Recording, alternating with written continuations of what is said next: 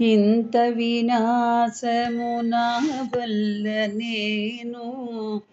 నే కిష్కింధకు పోనే పోను. వానప్రస్థాశ్రమవాసుడనై నియమనిష్టలతో బ్రతుకువాడనే సీతామాతను చూచి తీరెదను.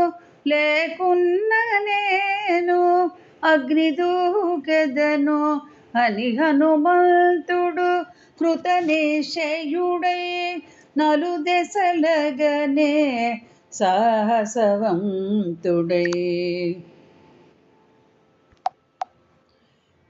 చూడమరచిన అశోకవనమును చూపు మేరలో మారుతిగాంచెను.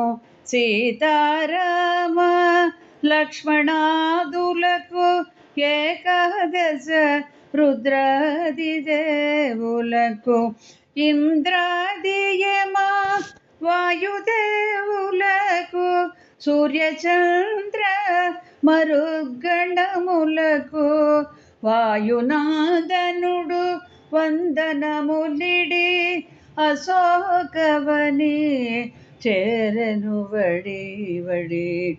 శ్రీ హనుమాను గురుదేవులు నాయద పలికిన సీతారామ కథ నే పలికెద సీతారామ కథ.